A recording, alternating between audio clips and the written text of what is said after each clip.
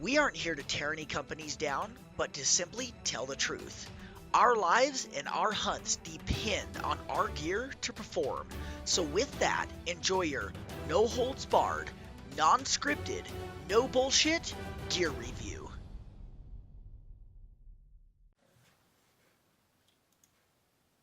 In this episode of Gear Review, me, I am reviewing the Muley Freak Binocular Harness. I just got it about 3 or 4 weeks ago, and so far the harness isn't too bad. I think that my binoculars are just slightly on the large side for the harness itself, because I really like the construction of the harness. I like the idea of the harness and the way that it's supposed to function, but my binoculars are just barely big enough that it makes it a real pain in the ass to get my binoculars in and out. So therefore, it is not, for my binoculars, I have the Maven B2s, and it makes it so it is not a one-handed operation, and that's what everyone is looking for, is to be able to open it, pull them out, look, put it back, shoot, stock, whatever else. And it is definitely not that. So for my binoculars, for a smaller pair it might be that, but for my specific binoculars it is not, and it's a extreme pain in the butt. So starting off with the strap itself, the shoulder strap, I like the fact that the lower strap, as you can see, is actually one whole piece of cord, or tie, or whatever you want to call it, strap, going all the way across there, rather than it being sewn together on each corner, because I've had these on other harnesses rip off. So that was an excellent idea, making that a solid piece right there. I also really like the way that there is the little buckles that are directly hooked to your binoculars, so you can't ever lose your binoculars. So that's really handy as well. I like the fact that on the back there is a zipper pouch, and that's just so you can open that up and put all your licenses in there. Just really thin stuff, and that's nice because basically anytime you're going hunting, your binoculars are going to be right there with you. So you will always have, your hunter safety card and your tags or whatever else. On both sides, they have webbing or mesh pockets. I think it's technically supposed to be for a wind checker, but I kind of find the pockets pointless. I guess I could put wind checker in there, and I have an elk reed in the one, but I'd much rather have some sort of attachment or something like that I could put a rangefinder on. So if I'm left-handed, the rangefinder could be on the left side, and if I'm right-handed, the rangefinder could be on the right side. That's what I would prefer. The front pocket is, I think, what they were meaning to do for their rangefinder, so you could leave the pocket open, and then your rangefinder would fit in there. But what I do with it is I put kind of an emergency kit.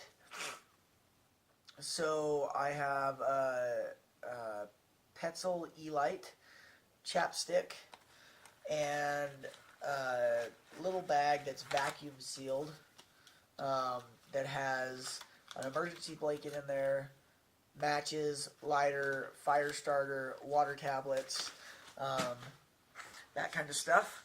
That way, if for whatever reason I set my pack down and it starts snowing or what the heck ever else, I at least have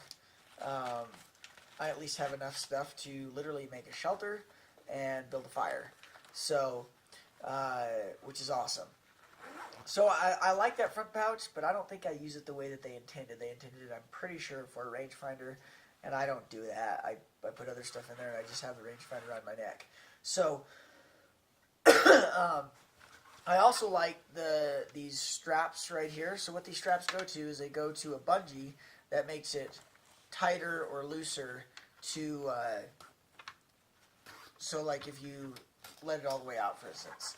See, now it is like really loose and really easy to get your binos out. So,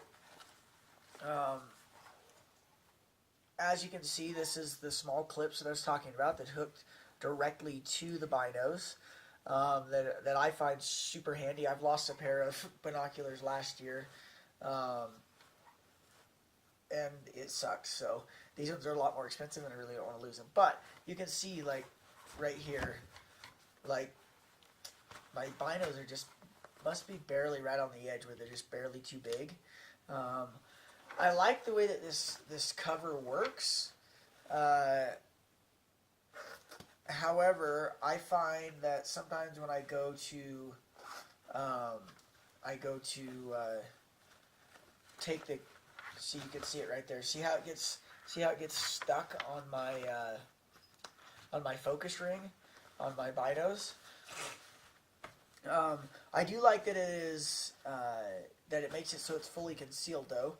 So, you know, it keeps it from the weather, which is awesome because optics are super expensive. So it's awesome that it keeps it from the weather. One thing that I do not like, and 1 second while I put this harness on.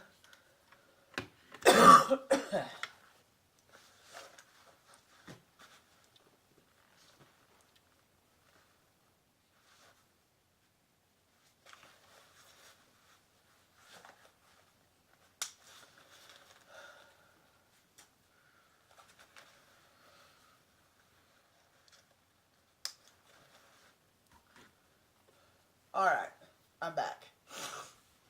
So, one thing that I don't like is if you look at the side view right here, you can see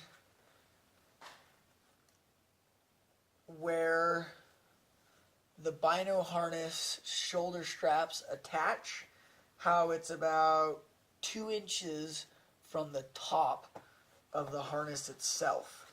Now, the reason I don't like that is because I do probably more running and crap than you should as a bow hunter, but when I run, it does this number right here because it is hooked 2 inches lower than the top. So it does this number. You can probably even hear that. Like, that's literally what it does as I run. And even if these were, like, I'm holding them tight, and it still does the exact same thing. I'm holding them tight, the clips, the shoulder straps tight to my chest, and it still does the same thing. And the reason it does that is because you can see it right there. It's hooked 2 inches down from the top, and that's not plastic or anything like that. It's just a flimsy piece. So it allows them to flop around whenever you're really trying to do anything. So that's frustrating to me. It did come with a rain cover though, so that should solve all other issues. You know, that's pretty cool. Came with a rain cover. But like I say, there are a few things that I do really like about it. I like the front pouch is just big enough to fit all my stuff that I want in there. I like that it has these extra straps to hook to the binos themselves. I like that this bottom strap is an entire strap, all one piece, and just sewn into the back part of the harness rather than two separate pieces and sewn in the corners, because I've had those corners break off. And I like the idea that they have here, but I mean, you can, I'm going to bring the camera over. Watch this thing get stuck. See? Got stuck. Stuck.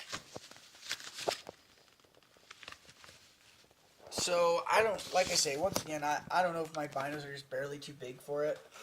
Very well could be. But there it happened again. So, like, literally, I have to push right here on their symbol. But, see,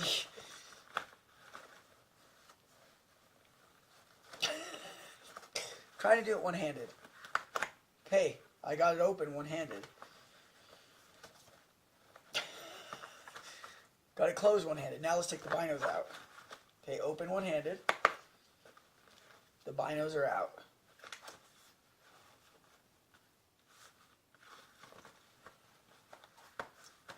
So there you have it. I was able to do it one-handed. It was a pain in the butt, but I was able to do it. So that is the Muley Freak Bino Harness. They do have a badass logo. You should buy it just for their logo. I'm just giving you guys crap. It's a decent harness. It probably would be way better if my binos were just a touch smaller. I don't all these catching issues and things like that, and the issues getting it in and out of the harness itself. I don't think I would have any of that if my binos were just a little bit smaller. So there you have it. For real this time, the Bino harness from Muley Freak. Thank you guys for tuning into the show. Be on the lookout for next week's episode. I just want to say thanks so much for checking out our YouTube channel. Somewhere around here, there should be a subscribe button. So if you want to stay updated on our gear reviews, as well as our online hunting series, hit that subscribe button. We really appreciate any comments, likes, as well as shares. By the way, head on over to www.archerymaniacs.com and check out our weekly podcast. Because every week we have 3 brand new podcasts come out that are specifically geared towards helping you be better at anything archery. Thanks again for your time, and remember, live life at full draw.